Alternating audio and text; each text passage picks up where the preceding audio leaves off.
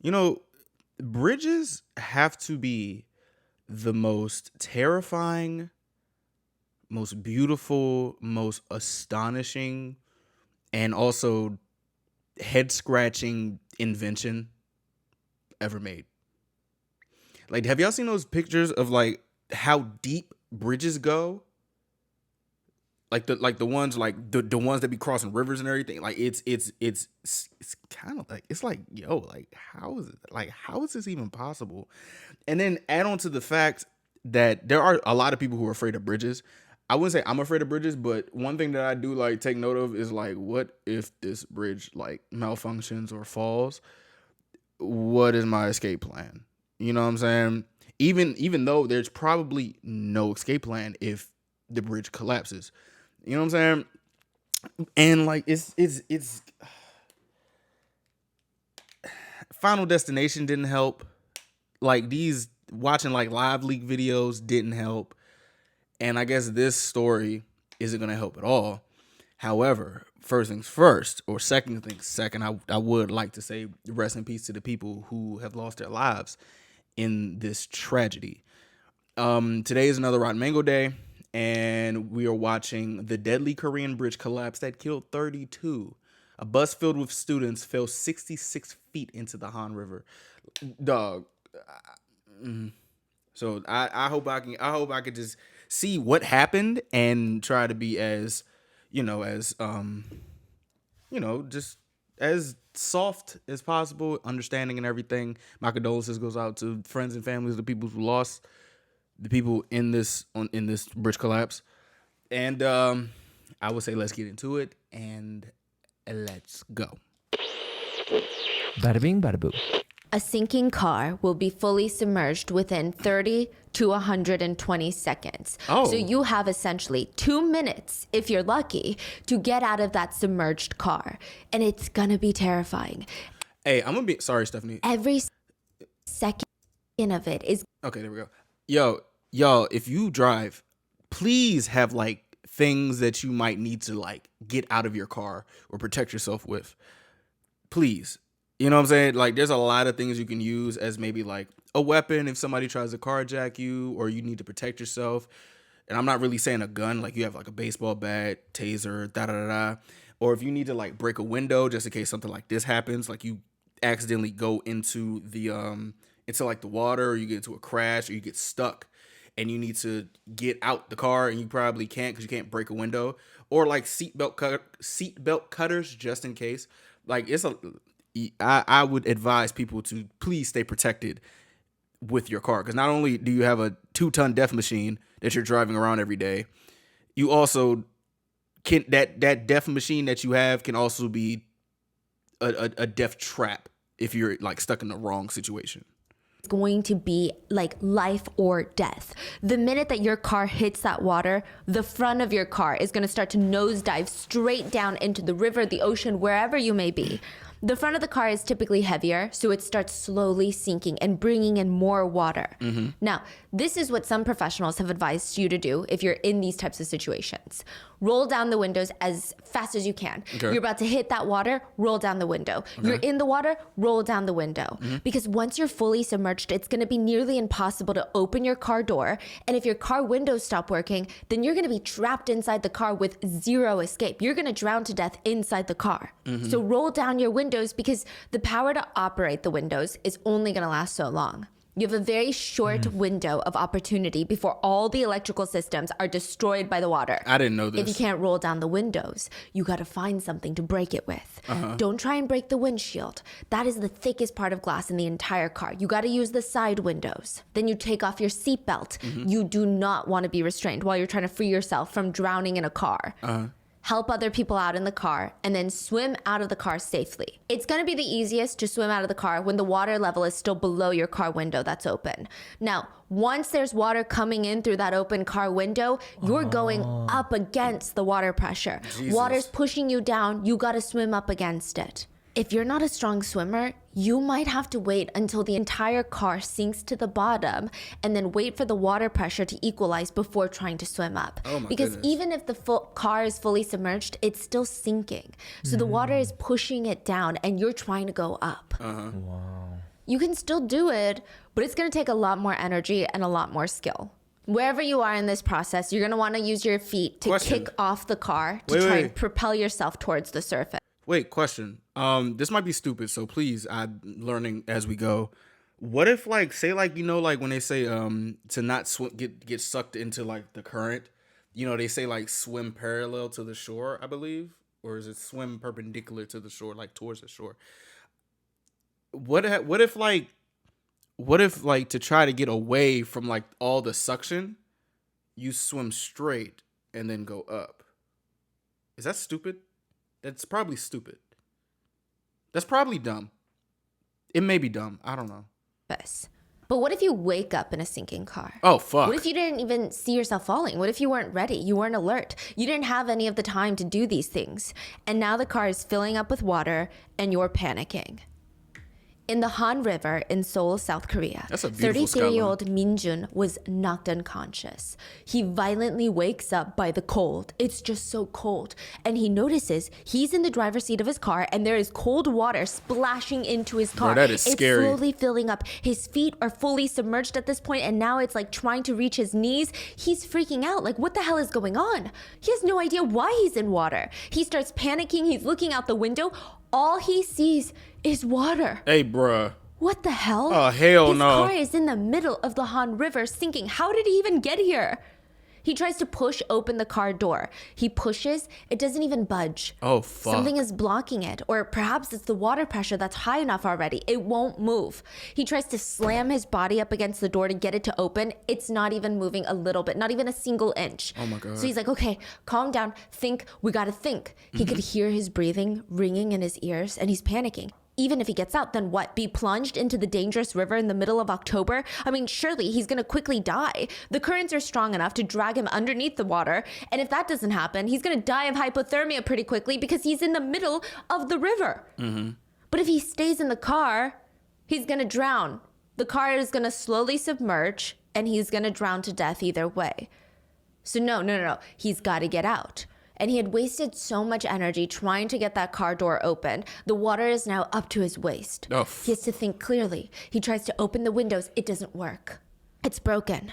And he's thinking, okay, what do I do? What do I do? The window has a tiny hairline crack running through it. Minjun knew that this is the only way out, the only way to live, How or did at he least have a see shot that? at living. So he uses his elbow and he smashes it into the window once, twice, 3 times. The water is just coming up higher and higher, filling up the car, and it's splashing up against the car, trying to drag it down. I mean, the adrenaline is so high, he doesn't even feel how cold the water is anymore. Oh, no. He uses the weight of his body to smash into the window again, and it finally shatters. Okay. It breaks. He pushes out the glass shards. He takes one last breath, closes his eyes, and jumps out the window. Shit. And he plunges straight into the cold concrete. What? And he's like, what the hell? Why is this not water? He opens his eyes and he looks around. His car was half submerged in water, but still resting on a piece of concrete that is now floating in the Han River. A giant piece of concrete the size of 2 football fields is now floating in the water. It does not belong there. It wasn't there 2 seconds ago. Bro, oh my goodness. The amount of confusion and terror. That's insane. Like, 'cause not only would I be confused, but imagine like you wake up and you're about to drown. And then you finally get out the car and there's another obstacle, but like this obstacle isn't really something that's more manageable than getting out of a car, and getting out of a car in a submerged car is hard as hell. Imagine a big ass slab of concrete the size of 2 football fields. Honestly, I probably would just give up. Jeez, oh my goodness. And behind him, Minjun sees what looks straight out of an apocalyptic movie. Floating on the concrete island is a bloodbath. Oh, People crawling out of their crushed cars, moaning for help, people Oh in my the water God. screaming, begging to be saved while they're getting swept away by the powerful currents. Other cars are fully sinking into the bottom of the deep river.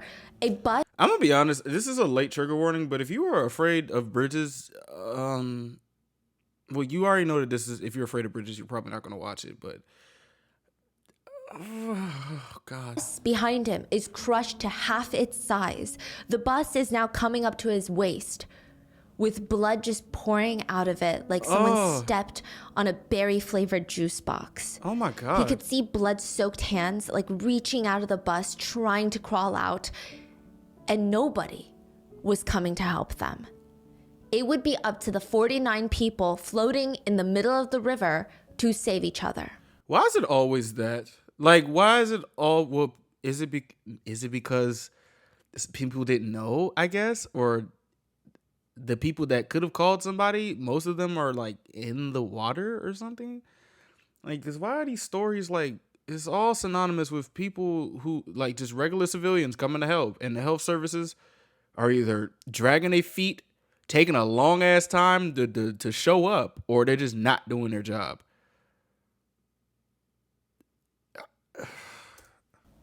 By the end, 32 people would be dead. This is the case of the Seongsu bridge collapse in South Korea and how 32 people died without medical attention on a concrete floating island in the middle of the Han River while helicopters flew over and live streamed the whole thing to news networks. Nah, that's fucking crazy. Nah, I hope they sue them asses for that. That's crazy.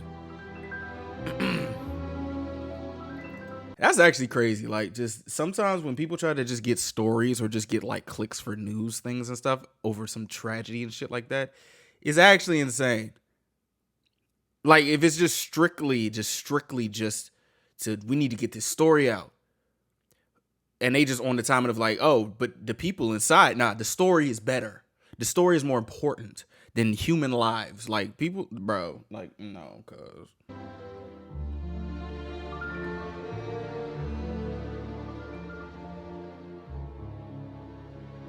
And I'm saying that, like, if that's your job to save people, or like you're We a would part like of to thank today's stuff like that. sponsors who have made it possible for Rotten Mango to support Direct Relief, a humanitarian organization that is active in all 50 states and more than 80 countries, with a mission to improve the health and lives of people affected by poverty or emergencies. Hey. This episode's partnerships have also made it possible to support Rotten Mango's growing team of dedicated researchers and translators.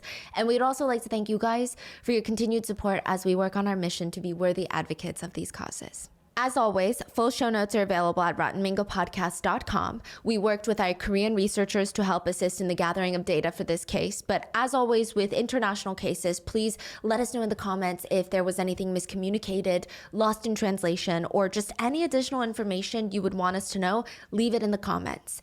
And a quick note, many of the victims involved have wished to stay anonymous, so we're going to be assigning aliases for them. And with that being said, let's get into it. All right, let's go. All the workers of the local convenience stores nearby, they knew this man.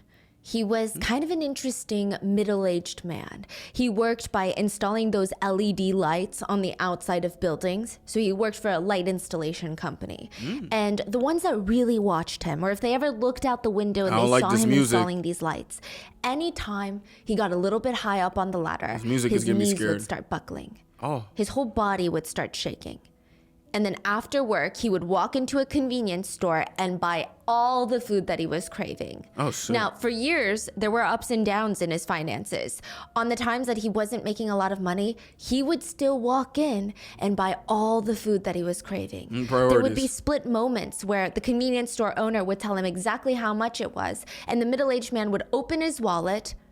Let's say the food is $19. He only had $20 in his wallet. oh. He I would felt hand it over with a big smile on his face and tell him, thank you, you know, you gotta eat, and walk out. that. I felt that. I felt that. Shout out to the people who will actually spend their last on a meal. The amount of times that after like doing all the paying all the bills and stuff, and I got some money left over for some food or groceries, I'm spending that last because money can return, but I don't want to starve, bro. I don't want to. My heart goes out to people who do be starving. Yo, that's, God. He did this even when he had more money. He ate everything that he was craving all the time. He never skimped out on food. Hey. And it's very interesting because the ones that had known him for years now, they knew that he had not always been like that. He didn't even work installing lights when he was younger. He was a police officer. It felt like this man had two lives, one from before and one from after the incident. Before, he was just another young cop in this police-issued van complaining about food prices going up. I mean, at this point, it's straight up robbery for some kimbap. I mean, it's so chisae, which means annoyingly unfair, that I would just rather not even eat at this point. The rest of the other 10 police officers would chuckle, and the one driving, he turned up the volume to the music.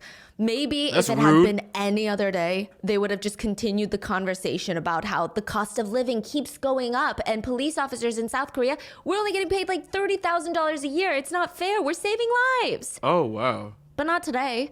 Today was their day to celebrate. It's National Police Day. And the 11 Seoul Metropolitan Police officers are heading in their bright blue van to receive awards for their exceptional performance. So they're excited. They're not talking about kimbap prices today. They're having a blast. Hey, question. There was Sorry. this slightly bittersweet undertone to it all because Sorry. I'm not trying to pause it where she looks not normal or just like she's in the middle of changing her face. Is anybody else like kind of nervous of like holidays or special days? And I ask that because like sometimes when I think of like days that are supposed to be happy, I feel like the likelihood of some shit happening is very high. You know? Like on a like a happy holiday, like or like a day where you're like getting something that you're like, oh my God, I'm so happy that we're getting this. I'm excited. We're gonna either graduate, we're gonna do this, that, and the third. We got some things we need to get done. Got to run some errands to look nice and everything, and just some shit happens. I hope I'm not the only one because like that is something that actually get me a little bit kind of antsy, which is also one of the reasons why I don't like really getting too excited. Because something like that might happen, but I don't know. If you are, please let me know. Please, I don't want to feel alone in that. this was also the last day for one of the officers in the van. Oh, which my sounds, goodness. I don't know, dramatic, right? But they're not just coworkers. I mean, these officers have been working together on the force for some of them months, some of them years. A lot of officers say, other than family, the only people I would trust with my own life are my partners on duty. Well, that makes sense. If my partner is out there chasing a knife-wielding criminal, we're doing it together. If my partner is out there giving out parking tickets, we're doing it together. If my partner is receiving an award for exceptional performance, we're doing it together. This would be their last ride all together. So they're turning up the volume to this very upbeat song. It's called Cocktail Love. It's honestly the last song that you would expect police officers to be jamming out to. It's a bit of contrast, too, with the rainy morning outside. And they're singing along while staring out the window, and they're looking into the river, the Han River that they're crossing. And then, boom, it hits them. Oh, shit. What the hell was that? They turn down the music. And the driver says, it's nothing. It was just like a small stone. You know, sometimes the stones come up from the road. It hit the windshield. That was a big stone, I think, though, because that sound was loud. Bro, Yo, this is one thing. Hey, one thing my grandma told me, never drive behind those trucks that be carrying rocks or them trucks that be like, or just don't follow behind any big ass truck. Every time I'm on the road and there's like one of the trucks where they got some shit falling down, I just go around that hole, maybe stay on the side a little bit, make sure I get up out of there. Cause y'all ever had something to hit your windshield fast as hell, but like the scare just startles you, like even though nothing happens? Oh my God.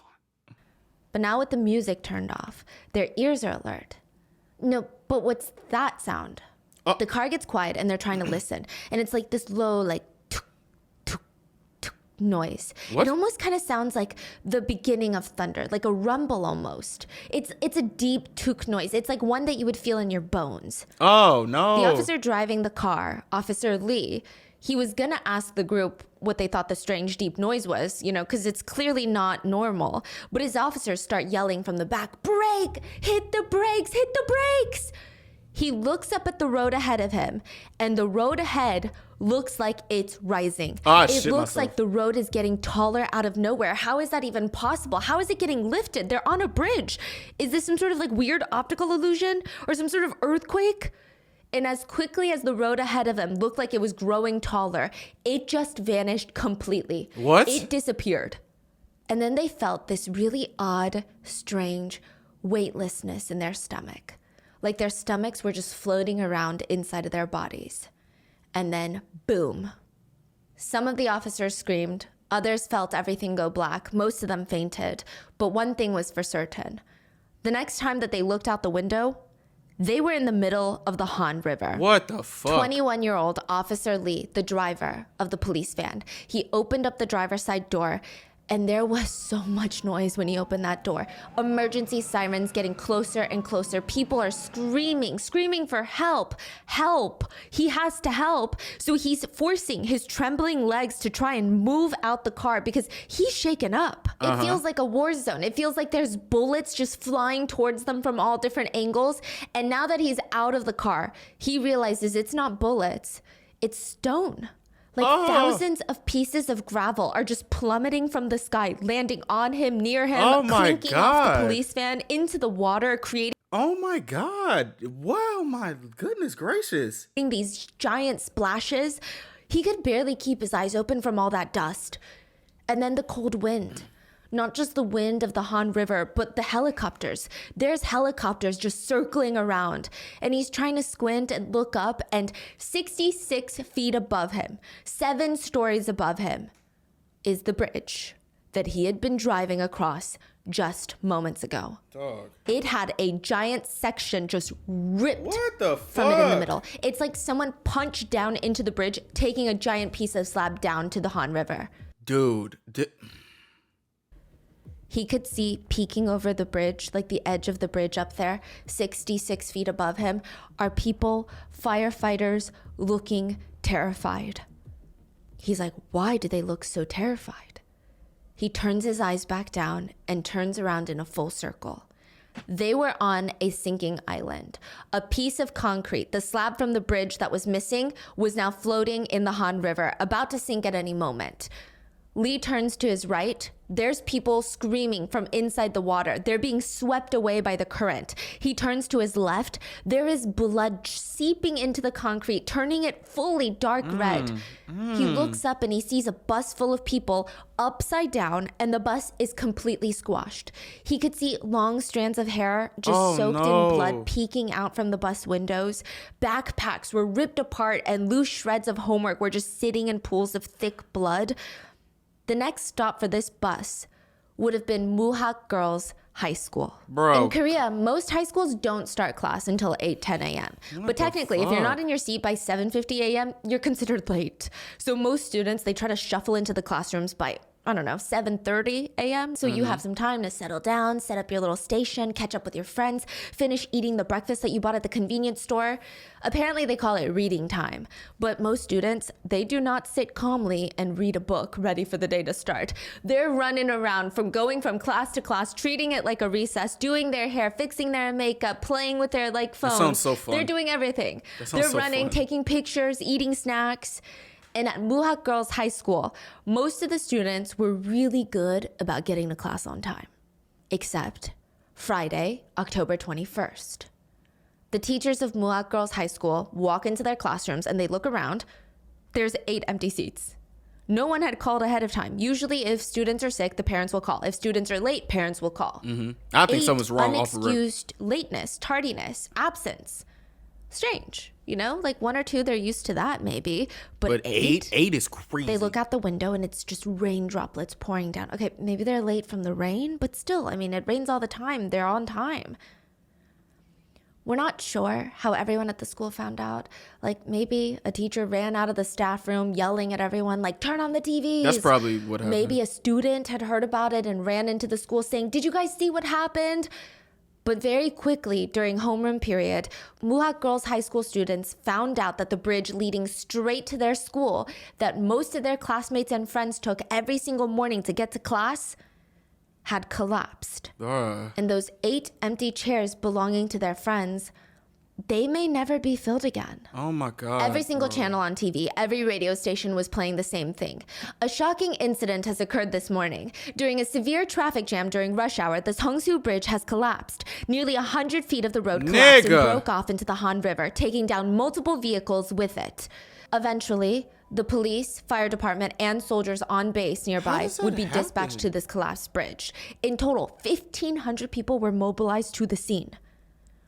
Some of the news reports started sharing suspicions that North Korea was attacking South Korea, that they had bombed the bridge, causing it to collapse. It was reported by world leaders that there's a genuine risk of war that would involve chemical, biological, and nuclear weapons. The nonpartisan Congressional Research Service estimates that North Korea could rain down on Seoul with 10,000 rockets per minute, killing 300,000 South Koreans in a single day. Bro, that is...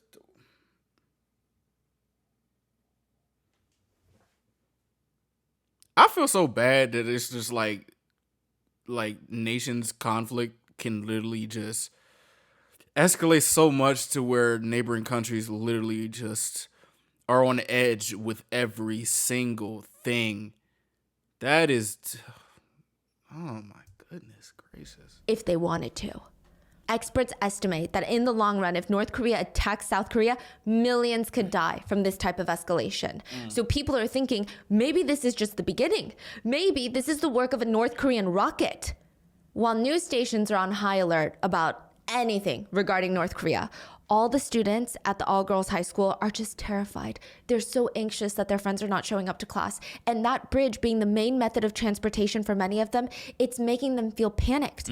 They try to find out if someone released a list of names. Or what about the vehicles that were crashed? Wait, what car does Yuna's dad drive again? What about Sarah? Yeah, I understand. They said it's this only panic. a few vehicles, right? Like, what are the odds that they were on that section of the bridge? Like, we need to calm down, right? It's going to be okay. They had no answers. All they could do was wait, holding onto their breath, sitting at their seats, not able to focus on any of their schoolwork. And slowly, more reports came out about the collapse, including the fact that public bus number 16 was on the bridge when it went down. Bus number 16 was packed like sardines. This is rush hour in South Korea. There are students with their backpacks being squished by men in suits with their briefcases, security guards heading to work trying to close their shoulders in to make room for more people. Oh, God. Bus number 16 had made it across the part of the bridge that collapsed, according to the news, by half of its length. The part of the bridge that collapsed went down, and bus number 16, half of the bus, was on the part that did not collapse. And the other half of the bus was suspended in the air. Oh, That's even worse. yeah. There was no concrete, no ground supporting the back half of the bus. It was essentially dangling. Oh, shit. The driver of the bus, according to witness statements, tried to accelerate to move the rest of the bus to the part of the bridge that hadn't collapsed, move it to safety, but it was nearly an impossible feat. A standard city bus weighs as much as 44,000 pounds with all the passengers squished inside. That is the weight of a whale shark. Imagine a whale shark that is half off of a bridge. How would you stop it from falling? Yeah. Oh, The bus driver, he tried his best to not let the bus fall, but there's just nothing you can do. You cannot go up against physics like that. He tried.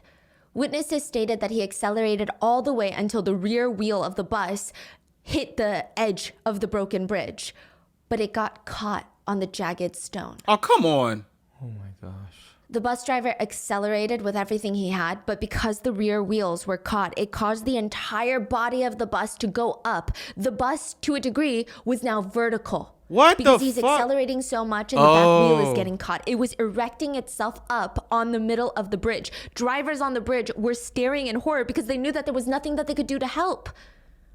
The bus went up and then fell back into the hole. Bruh, fuck. The bus made almost a semicircle as it fell all the way down 66 feet and crashed onto the concrete slab that had broken off into the river. The bus was in the worst condition because the other vehicles that had fallen with the slab, there was a crash, they were injured, there were a lot of serious injuries, but because they didn't fall onto the crash, the impact was not as hard. Bus number 16 really? was crushed like an aluminum soda can. Ooh. Bus number 16 was the bus that many of the all-girls high school kids took to get to school. The next stop on the bus, right after they crossed the bridge, would have been Muhak Girls High School. Many families would later bring up the butterfly effect. And side note, just to clarify, I am only bringing up these types of questions and even the butterfly effect because a lot of the families of the victims were talking about it and it just became a topic of discussion amongst a lot of news networks at the time. I personally do not think any member of any victim's family should feel this way because then it gets really easy to place blame on ourselves, which I just don't agree with. Butterfly effect. A lot of families stated that they kept thinking, what if I just made my family members a little late that day? Oh my God. By 5 seconds? Could that have changed things? Like, what if I forced them to wake up earlier? Would that have made things different? I was thinking, they're so tired, maybe I should let them sleep in, but what if I had just woken them up on time? It's not Would your they be fault. coming home tonight? It's not your fault, man. They just kept blaming themselves and thinking about the butterfly effect. The butterfly effect is the idea that small, seemingly trivial, non-consequential events or decisions ultimately result in something with a much larger consequence. So a dramatic example would be a small butterfly flaps its wings in South Korea, and somehow this tiny change in air pressure and wind would somehow lead to another tiny, tiny little event where someone kind of slaps their hair around like this. That leads to another tiny, tiny event and another, and then it gradually snowballs and it would eventually cause a tornado in New York. Do y'all believe in that? Like, do y'all believe in the butterfly effect? I do, but to an extent. If you believe in the butterfly effect, please put your experience in the comments. Or the idea that if you had a pile of sand, you think, okay, if I just remove a single grain of sand from this giant pile, it seems so trivial. Who's going to miss that tiny grain of sand? Who's going to even know that I took a tiny grain of sand? But it would change the entire pile of sand. Yeah. The butterfly effect is often referenced in time travel movies and shows because the idea that you can go back into time and you do something that you believe won't do anything and it changes the future forever. One of the most famous classics is about a man who travels back 65 million years to shoot a dinosaur. He's like, this is my dream, to kill a T-Rex. The fuck? Now, according to history, the T-Rex was going to die anyway that day because a fallen tree would land on it, killing it. But he's obsessed. He's obsessed with wanting to kill this T-Rex. So he time travels and the tour guide takes him there. Time travel tour guide. But when he goes up to shoot the T-Rex, the man starts getting scared. The T-Rex is so big. Like, what if the bullet doesn't kill him and it just makes him angry and then the T-Rex is going to kill me? He's frozen in fear. The guide has to step off the path because they have a time travel path. Step off the path to shoot the T-Rex so that it won't kill them. They time travel back to the future and everything has changed. Language is no longer the same. An evil dictator is now in power and it just doesn't make sense. Bro, I'd be so mad. Like, wait, what?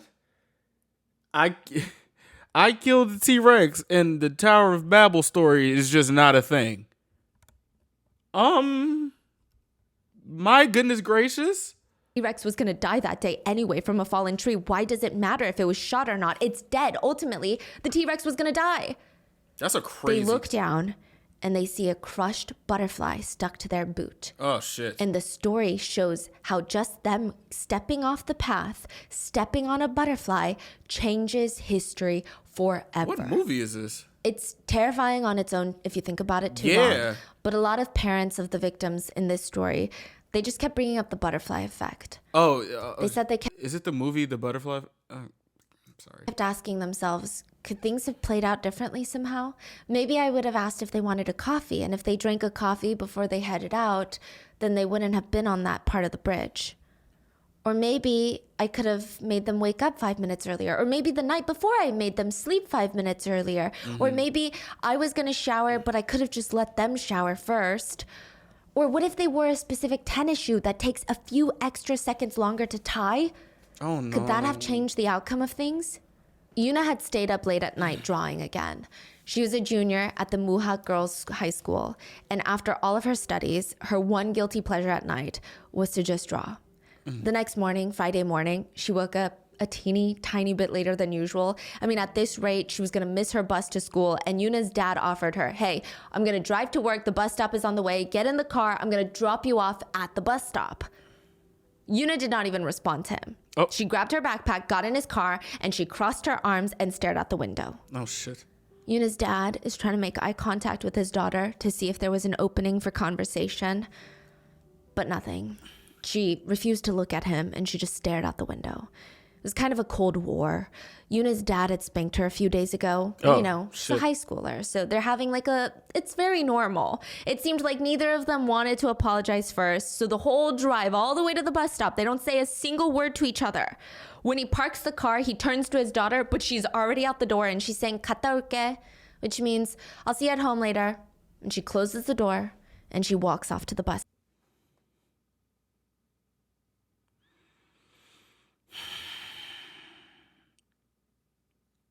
I might just start bawling my eyes out because this shit is, oh my goodness. It's just a bunch of layers of just sadness. Oh my God. Y'all, I would say we don't even know what like happens after we don't know what's going to happen now, but we can all assume. Y'all, please, if you I don't know. I feel like if you're angry at like your parent or something,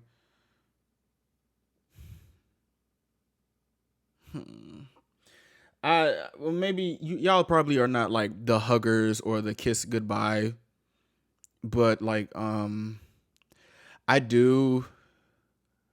Let me get candid for a second. Even though this thing is not about me, but this is probably gonna fuck me up right here. Like well, some of y'all know that my dad died when I was like 11 years old. And the last thing that I remember was me hugging him like the day before. I think it was New Year's the day before. And he died the next day. And that's the last time I remember, the hug and I love you and stuff like that. That has got me to be such a hugger. And such of like a person who just loves like, physical touch as an affectionate thing, not like the sex physical touch, like the actual physical touch, like give me a fucking hug physical touch. And I'm just thinking like, I'm trying to put myself in the dad's shoes while I'm assuming what might happen. But I would say, if you are mad at your parents or your child, please at least say I love you. Even if y'all know, like, or just have those moments because those moments of just sentimentalness. Like, I get that you're probably mad or angry about something they did. They probably did some bullshit, which is like, I understand. But you never know when it's the last day you see your family member, your child, your parent, and just not having that one.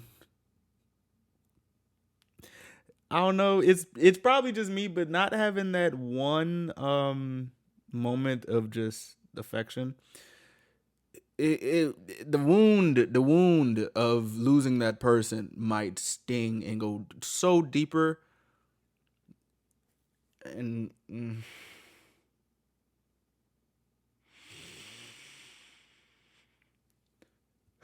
okay, let's continue. Oh my God, sorry for the tangent. Stop. And when she gets there, the bus is not there, and she's wondering, did I miss the bus? Ah, man, when is the next one gonna get here? And she watches as her dad drives off. Another student from the same school, Wuhak Girls High School, was trying to make it to that same bus stop. She was a senior though. Her name is Sarah, and she had overslept. She stayed up studying for the college entrance exam. Like, this girl had not known a good night's rest in a really long time. Oh my. She barely washed her face, barely brushed her teeth by the time that she's running out the front door with her backpack thrown over one shoulder. Her mom's telling her, be careful. And she's running as fast as she can, trying to not get caught behind all these very sweet, very kind, but incredibly slow walking elderly people. Sorry, excuse me. She could see the bus stop at this point, and she sees the bus that she's supposed to be on. This is the last one that she could take in order to not be late for school. Is stopped at the bus stop, letting passengers on. So she's screaming, running, waving her arms. Wait, don't leave, please. I'm coming. Only one of the 2 students from the Muhak Girls High School would be alive by the end of the day. Wow. Snow globes are a little sadistic if you think about it. Like, there's a cute family inside of this clear sphere, and you see the family and their dog and their little house in the back, and you pick it up and you shake it with everything you have, and then you just excitedly watch as they have to face this cold blizzard all by themselves. We are genuinely the makers of chaos. The 11 police officers who all managed to survive the collapse. Hey, Stephanie, that was so... Oh, wow. That was very profound and philosophical. Oh, shit. All right. Wow. Okay. They felt like they were in a snow globe. They had been living their lives to the best of their abilities, following the laws, starting their own families, and some sadistic unknown person had come by and violently shaked up their world. And even now, they feel like they're in a snow globe. 66 feet under the bridge in the middle of the Han River, they could hear the helicopters above them. They could see the fire trucks parked at the top of the bridge above them, rescuers' heads just poking over the edge, staring at them. They could hear them barking all sorts of orders over the megaphones. We need a port here. Get the equipment down here. Someone mobilize the cruise ships. But being police officers, they knew nobody was prepared for anything like this. They knew that they didn't have time to wait for any of that. They could hear people screaming, "Help me, help me." They all start whipping around to try and find out who's screaming, who needs help most urgently. One of the officers points into the water. There are 2 people being swept away by the current. They're gonna die. Oh, fuck. The Han River is known to have really strong currents, to the point that it's advised that you only swim in the designated beach areas. It would take just a moment for them to disappear with the current and just be dragged under the water. The rain is making it even harder for the officers to see, but they cannot miss these tiny 2 dots in the water, because right next to them is their half-submerged car going down. When the bridge collapsed and all hell broke loose, the silver car landed directly in the water instead of on the concrete island. What the fuck? 2 teachers that were in the car managed to escape the quickly sinking vehicle, but now they're at risk of drowning unless someone saves them. So the officers are screaming, "Get the tire!" The officers didn't even think about what they're doing. They're going into full autopilot mode. They're trained to act in crisis situations, so that's exactly what they're doing. They're focused. Get the tire. They work in unison to grab the spare tire, connect it to a rope, and they hurl it into the river. Grab the tire! The tire did not reach the teachers. It's not working. They're only getting further away. They're getting dragged by the current. So 2 of the officers, they look at each other, they look at the others, and without hesitation or saying a single word, they dive into the cold water. Real niggas right there. They manage to reach the 2 teachers and bring them back to the concrete island. Hey, let's go. The 2 teachers, Teacher Kim and Teacher Park, soaking wet, their hair is sticking to their foreheads. They're grabbing onto the wet police officers. "There's 2 more teachers in the car. Please, they're our coworkers. We carpool with them for the past 2 years. You need to go get them." The other 2 teachers would never make it back to their classrooms. And then the cries became unbearable. All the police officers could hear were people begging to be saved, to be helped. Some were screaming in a frantic, high-pitched voice. Others were moaning as if they had stacks of bricks on top of them, and this is all the air they can muster out. The officers look over at the Oh, that was in the video. I thought somebody was screaming outside or something. bus that crashed down next to them, and it's flipped upside down, and in the impact of the crash, of it crashing onto this concrete island, it had been completely squashed. If you stood next to the bus now, it would come back to your waist. That's how tall it was. Dog. The bus was flipped upside down, but it's crushed to the point where certain parts of the bus, the floor is touching the ceiling of the bus. It's like if someone stepped on an aluminum soda can, completely crushing it, pancaking it. There were bus chairs popping out of the bus, just scattered outside. Parts of the metal walls of the bus had popped off and they're crumbled on the side of the bus. The glass windows are all broken. School bags, lunch boxes of students are protruding out of the bus, soaked in liquid. It was blood. 21-year-old Officer Lee remembered looking at the bus, seeing the blood flowing out like a squash juice can. And he said, There were layers of people on top of people. It was literally hell on earth. Oh my God. But he has to snap out of it. Voices are calling at him to help.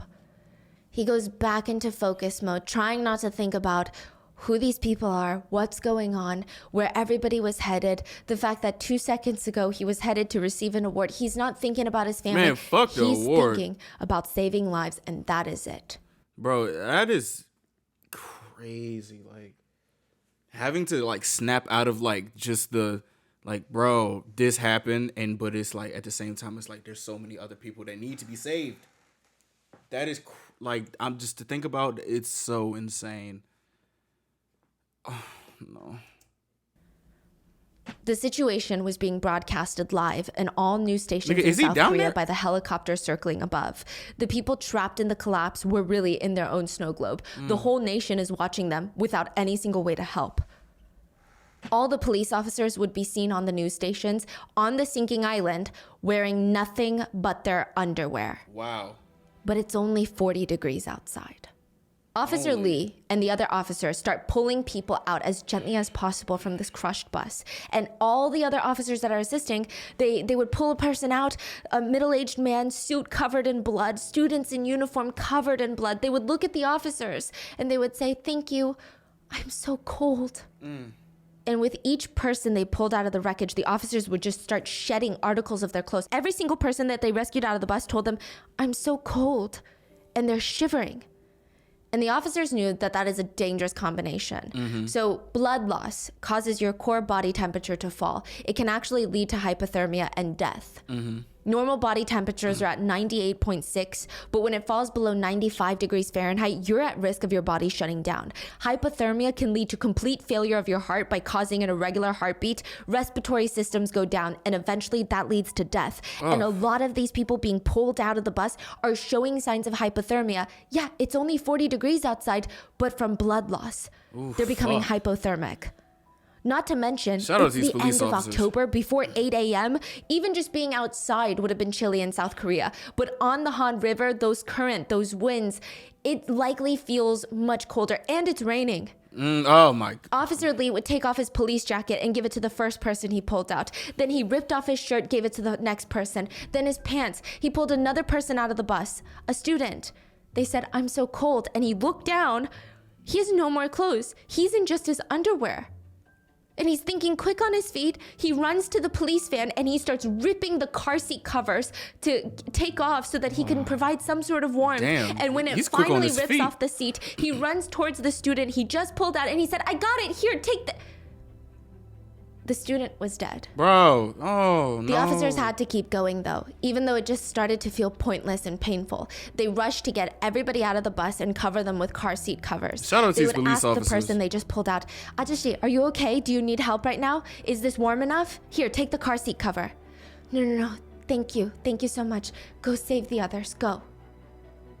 The officers would turn around, go back into the bloody bus, drag another person out, and place them right down next to the Ajashi, who was now dead. Oh my gosh. In bro. another instance, Officer Lee pulled out a man from the bus. He was covered in blood, badly injured. He's still actively bleeding.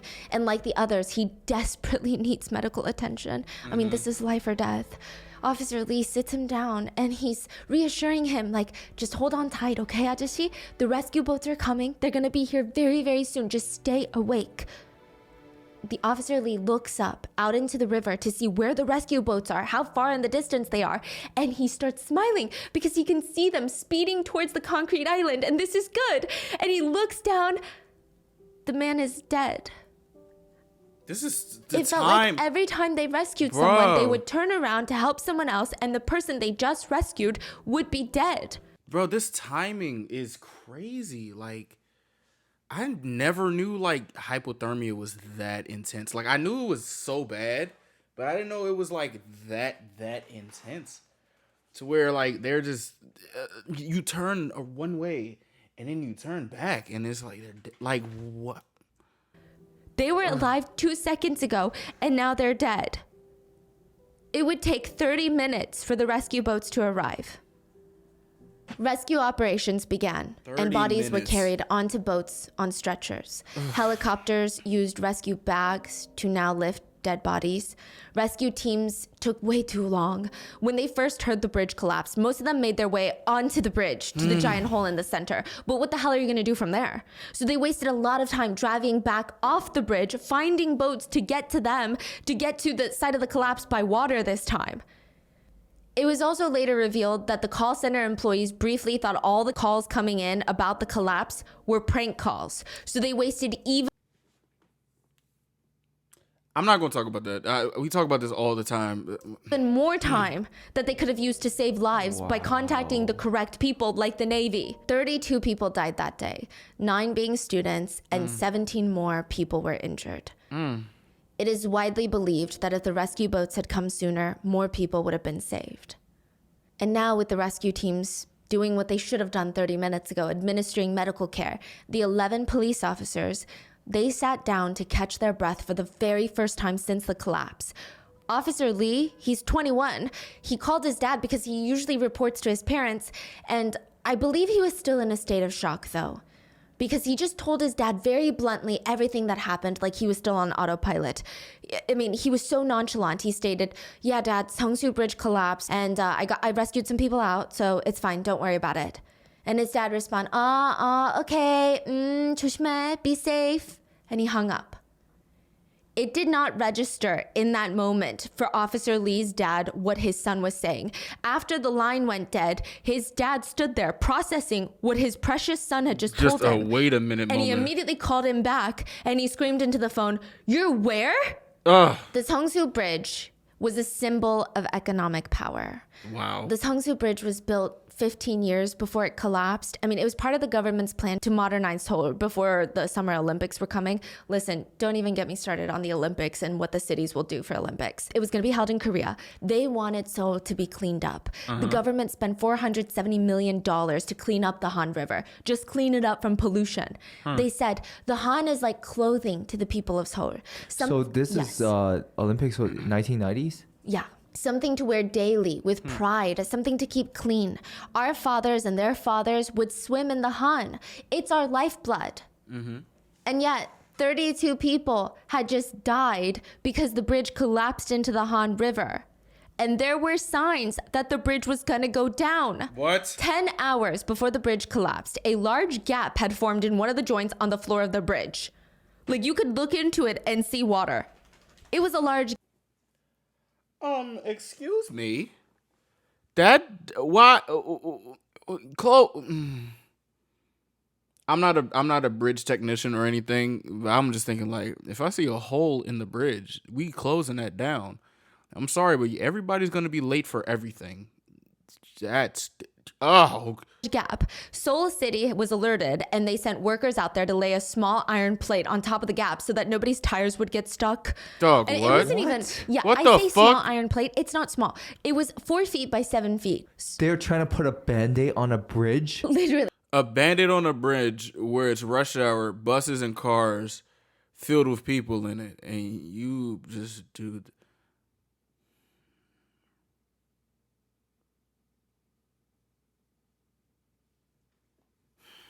Quite literally, they put a Band-Aid on the bridge. Slapped a Band-Aid on.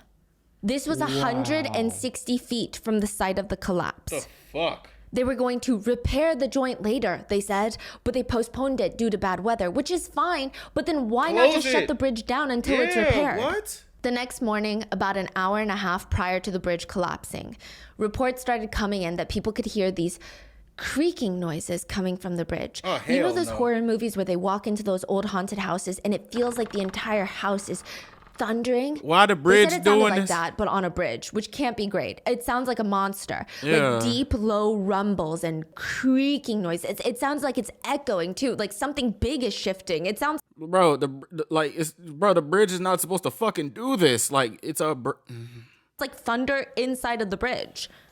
Seoul City said once again that they would check it out, but after the rain stopped, less than an hour later, the bridge collapsed.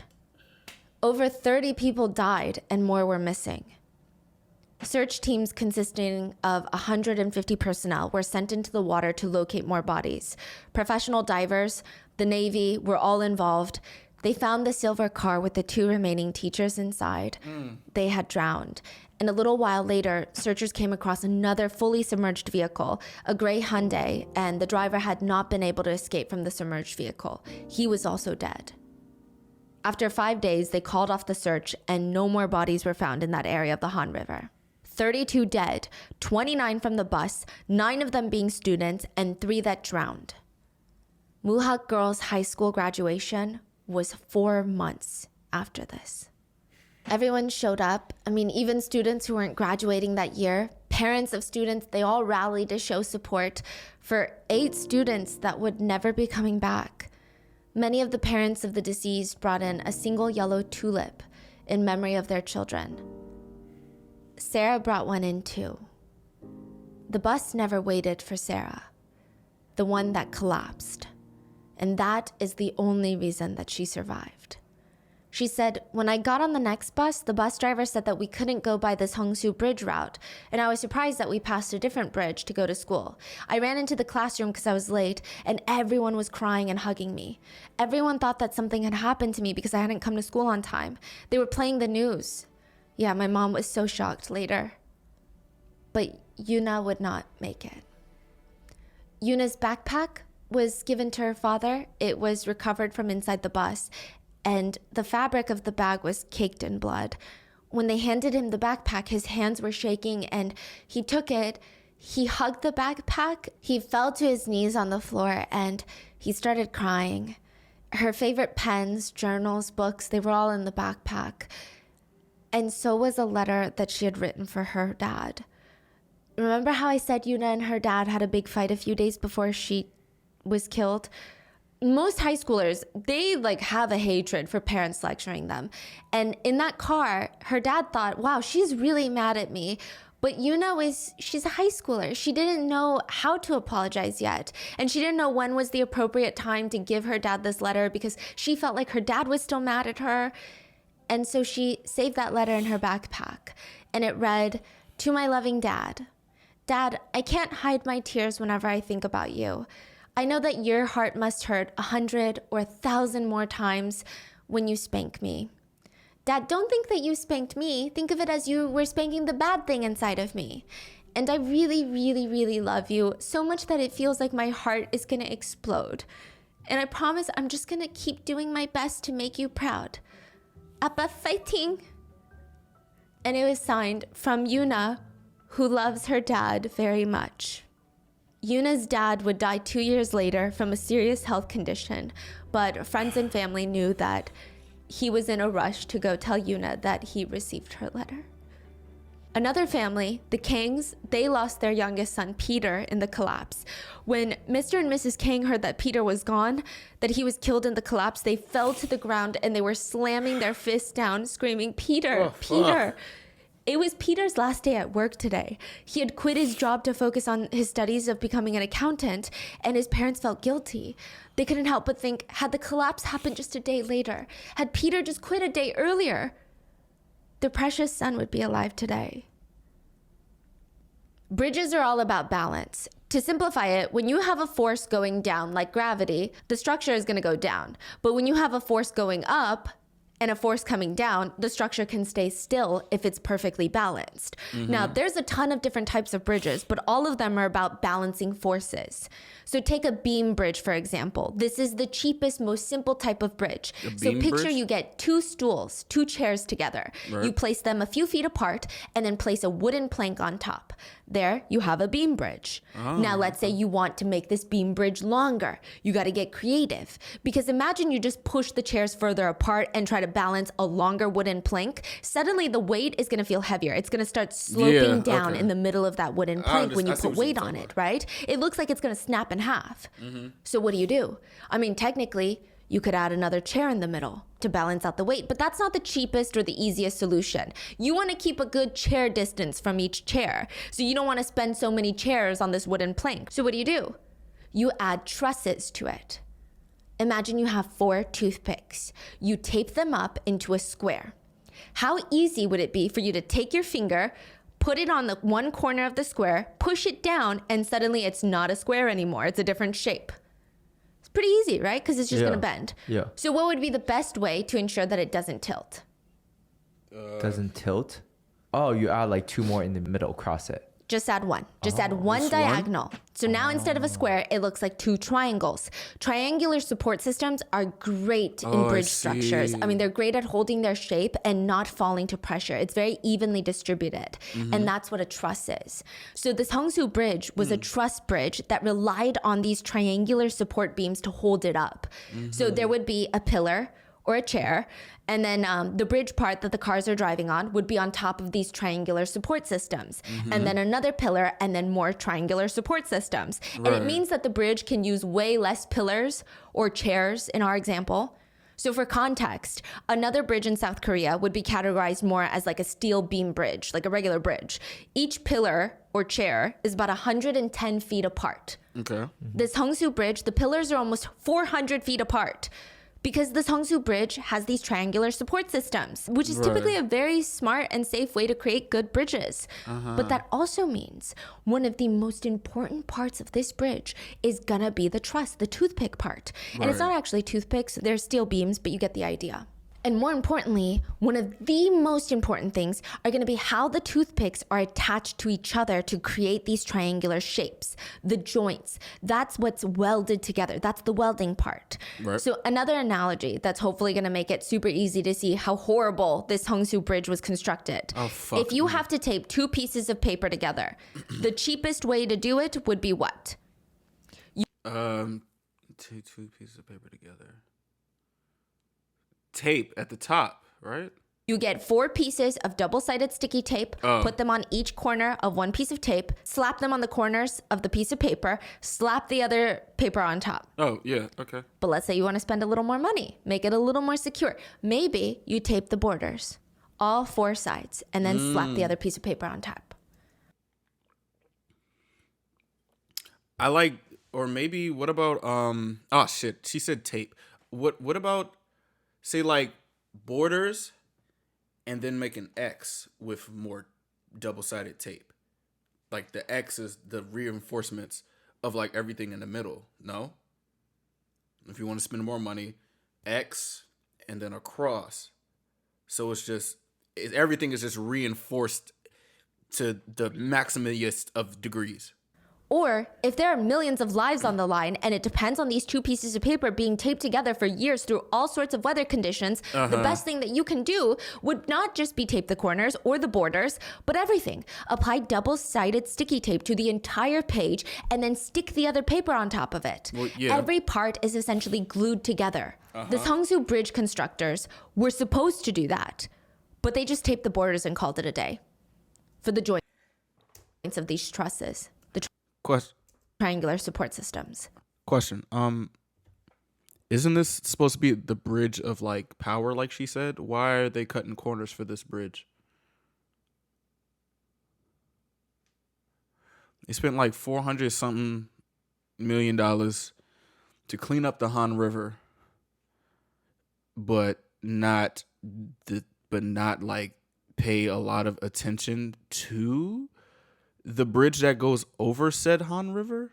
I don't understand. I don't understand. Why? To save money. Why's always saving money? To save time and money. A lot of What? money. Saving money. Millions of people's lives at risk. What the fucking hell? Okay. They also didn't use high quality tape or welding materials, if you want to, It was actually stated that the bridge should have collapsed maybe like 4 years after it was built. It was that bad of construction. I mean, once they started investigating, people were surprised how this bridge even lasted this long. A Korean news station, MBC, went underwater to the scene of the accident of the concrete island, and they saw that the collapsed portion trusses, the triangular support systems, were held together, and the welding, they could literally unscrew bolts with their own hands. Why the fuck? Why does this bridge not go through inspection every year or every other month? Like, do they not have that? Isn't that like something that's supposed to be done? Like bridge inspections periodically, or occasionally, or often? Like, I don't know. I'd imagine that would be something you're supposed to do. Like, hella people go across this bridge every day, every single day. That's a lot. What? What? Other rusty parts of the bridge could just be ripped apart by a single hand. Bro, like the cameraman had one dog. camera in his hand, and then the other hand was just ripping apart the bridge. What the fuck? Other times, there were parts of the bridge that needed nails to hold two things together. Very important, obviously. Now, the nail is supposed to be, let's say, a foot long, but the nail would only be 3 inches long. What is wrong with them? The welding, the taped paper, it broke off during the collapse and it looked like it exploded from the weight. It straight up looks like a cardboard box that was torn open, like it was not done at all. Like I mentioned previously, Seoul was going through this rapid expansion phase. Government bids for construction projects would typically go to companies that promised the government that they had the fastest construction, which is great in theory because, yeah, we need more bridges to cross the Han River, but not great in theory because it inherently incentivized the company to be cheap and rush the construction at the expense of safety. What the heck? People said that this was all part of South Korea's 빨리빨리 culture. So 빨리빨리, it translates to like hurry, hurry, quickly, quickly. But in the cultural context, 빨리빨리 culture is kind of like rushing people to do things quickly or get something done at a faster pace. You will very often hear Koreans saying like 빨리빨리, like 빨리 갖다 줘, like hurry, hurry, everybody hurry. You go to Korea, you're standing on the side for 2 seconds too long. People are like, you gotta hurry it up. It's similar to New York where no one has time for you to just stop in the middle of the sidewalk. Oh no. Deliveries are fast, internet speeds are fast, everything. I understand it, but I think there's like times when you shouldn't be doing that hurry stuff is when there's a bridge. Creating a bridge. Like where does this ideal stop? I would say probably bridges and buildings. Those could be two examples of things where this ideal is not the best thing to, have or instill in construction workers? Thing is about 빨리빨리. The bridge was constructed by the company Donga ENC.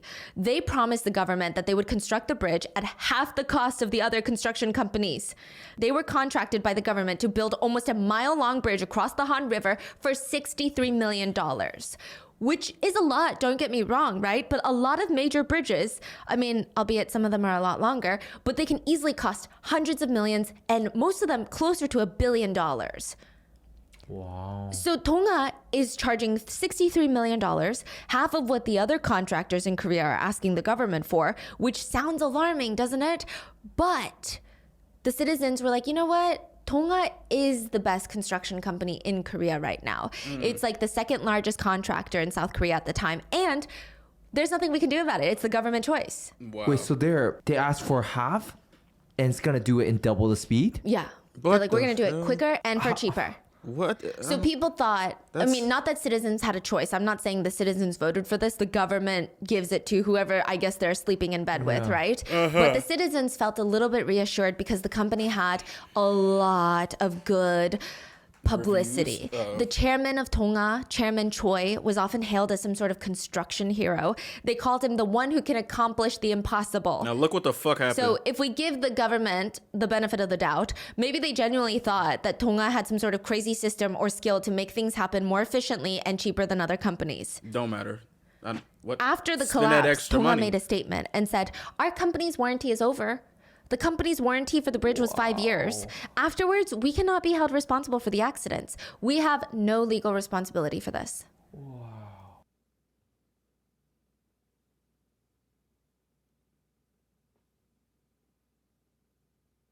Was there anything else in this statement? Like, I understand legal stuff, but what about the moral aspect or just like the people who died? Do we get like a condolences or anything? It was so cold. There was nothing about the victims. It was just, this is legally not my fault. What the fuck? But Chairman Choi of Donga definitely did not help the situation. He visited the scene of the collapse the day of, and he said, if Donga is responsible, we will take full responsibility.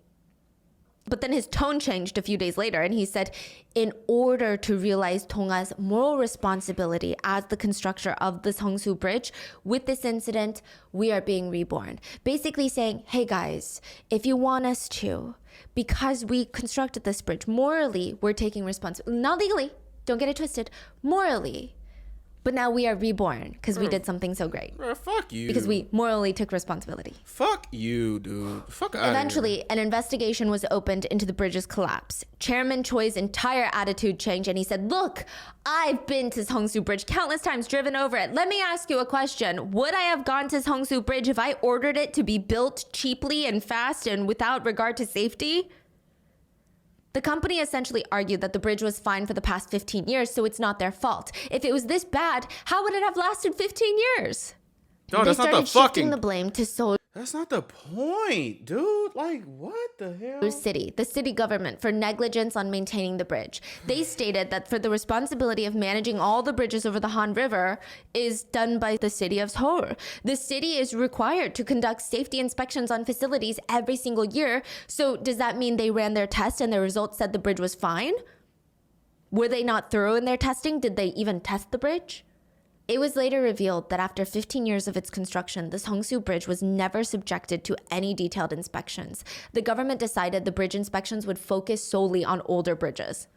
Another very dangerous thing to note, the government never restricted heavy vehicles from the bridge, nor did they try to limit them, which that's a huge pivotal part of ensuring the safety of bridges, because bridges, yes, they're supposed to be safe. You have to make sure that they're not overloaded though, because that could cause a collapse. There is no bridge that has unlimited weight limits. How are people in these positions of responsibility always on this type of timing? Why don't they check up on shit like this? Why is there not a limit? Was there nobody in this staff that would say, oh, there's no weight limit, and we did this cheaply, and we did this in half the speed, and some people can rip this bridge apart if they tried hard enough. You have the audacity to say, oh, we're not responsible. We're not legally responsible for this. Like, y'all just gave them a bridge and just didn't give a fuck about it after. That's so stupid. That's so dumb. Like, they're all built to only withstand a certain amount of weight. So not only did the government completely disregard the safe limit of the weight, they were doing more. The bridge had started off as a 4-lane bridge, and it was still a 4-lane bridge when it collapsed. But there were plans to get rid of the pedestrian lanes on both sides, redo the bridge, like the paint of the lanes, and make it 5 lanes. Wow. They were going to add on more load, more heavy cars, more buses, more transport vehicles, which would add more weight to this already exhausted, stressed structure. Side note, now it makes it seem like it's all the government's fault, but yeah, I think it's both their fault. Yeah, like both sides hold so much responsibility. Tonga's construction of this bridge is so well known internationally by engineers and even used as a case study for civil engineering students the abysmal, terrifying, reckless construction of what honestly should not even be labeled a bridge. And this is the second best. Okay. Allegedly, Tonga hired an expert in steel plate welding. So that's like the tape part I was telling you about. The joints, the most important part, very important of a truss bridge. But when that expert insisted on, hey guys, we need to go a little bit slower because we need to inspect the steel plates thoroughly because this is the most important part. Mm-hmm. He was allegedly fired. I knew she was going to say that. Seoul prosecutors launched a criminal... What do y'all got? Kanye West is the fucking chairman? Like, why are y'all... Like, what is the... Why are y'all so... Like, blood is on all y'all hands, bro. Like, isn't this not something that you're supposed to do? Well, albeit if he did something else to get him fired, well, then we can just go leave it at that. But from this information right here...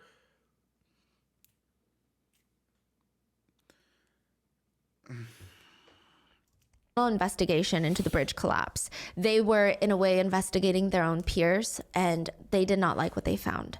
Seoul City had a contract with a third-party company and tasked them with handling the bridge maintenance and repairs. So let's call that B Corporation to keep things simple.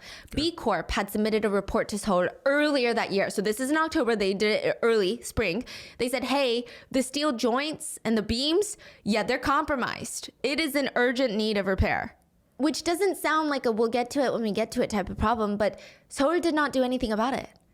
Yeah, October 26, less than a week since the collapse, prosecutors arrested 7 B Corp officials because prior to this urgent message sent to Seoul, the bridge had so many red flags that they didn't even inspect. What?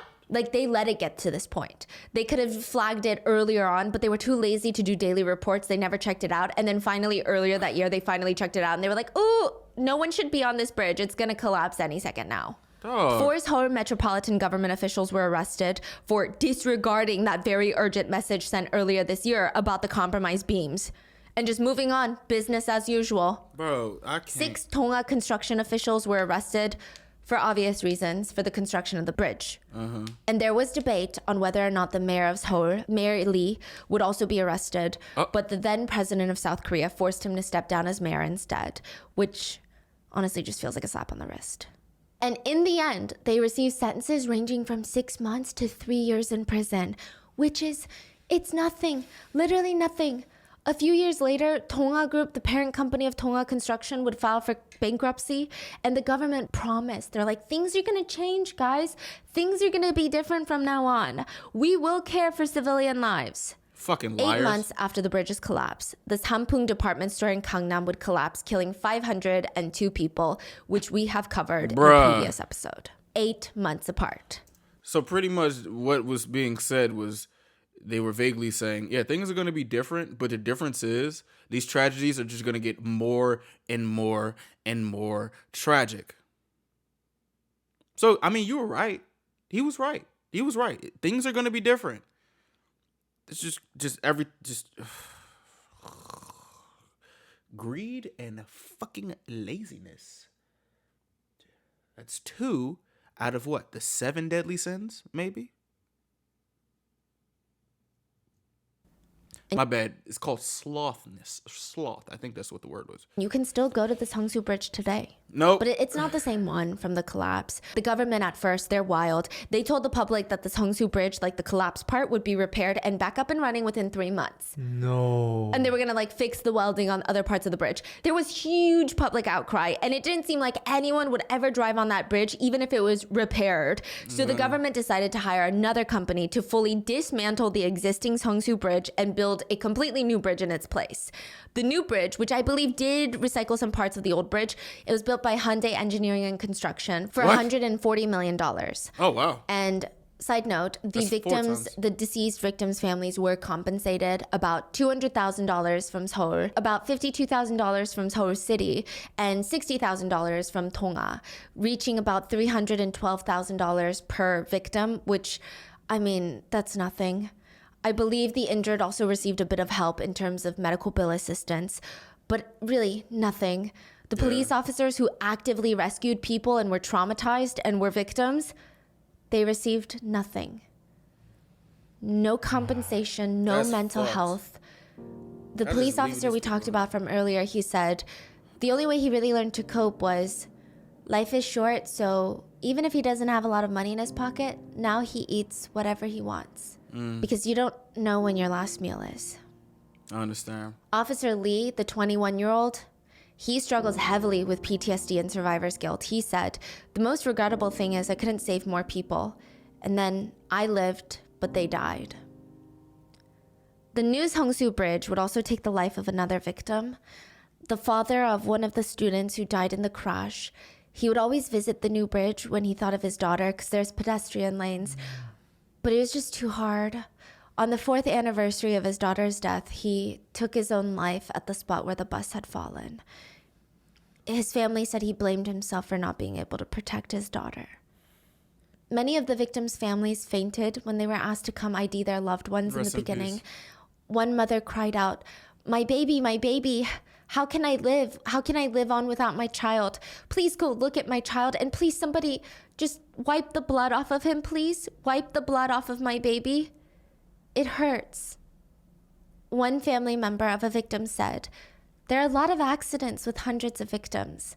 Sometimes the number 32 feels small. That's why I feel like our loved ones get forgotten sometimes. The number is not what matters, though. What matters is there should not be a single person who ever dies like this again. I don't want the world to forget. And even though almost 30 years have passed, Every single year, banners are hung up near the Seongsu Bridge Memorial, and they read, "Even if the whole world forgets, 엄마, Mom, will never forget." And that is the case of the Seongsu Bridge collapse. What are your thoughts? If you listen to this Hampung department store, I mean, is it crazy knowing that this happened just 8 months prior and that still occurred? What are your thoughts? Leave it in the comments and please stay safe. I will see you guys on Sunday for the next episode. Y'all don't give a fuck about y'all citizens. Like, it's very evident. And it's like, I mean, I already know that governments really don't care about citizens in pretty much, I guess, other countries. Well, there could be some, but it's clear as day. Like, the people who are supposed to serve and protect, and the people who are supposed to save, and the people who are supposed to do things as public servants, y'all really don't give a fuck about the actual public. Because how does this happen? Like, how do you get this lazy? Like, this is your job. Like, I'm at a loss for words. Like, this don't make no damn sense. This don't make no damn sense. Like, it does not make any fucking sense. Rest in peace to all the people who lost their lives. My condolences and my heart goes out to the families and the people who have to live with, like, the survivor's guilt and everything, and the PTSD and, like, the after effects. Because y'all don't deserve nothing like this. Y'all don't deserve this. Y'all really don't. Y'all really do not deserve this. And it's crazy how some of the people who are behind this were able to at least sleep at night knowing that they said bullshit like that. Like, that is disgusting. Like, that's nasty. Like, this shit is nasty. It's fucking, bro, what? This shit shouldn't have happened. It really shouldn't have. And the mall thing happened 8 months. Like, things are gonna be different. My ass, man. What the fuck? Y'all don't care about y'all citizens, bro. Y'all really don't. I hope I can come across some more stories where y'all show that y'all kind of do care about them, to be at least preventative for shit like this and not try to be reactionary for stuff like this. But hey, listen, I don't want to get into other countries' businesses, but I'm just calling it as it is. Shit's crazy. But what do you guys think? Let me know. And I hope you guys have a good day. Well, a good rest of your night. Hope you guys have a good day tomorrow.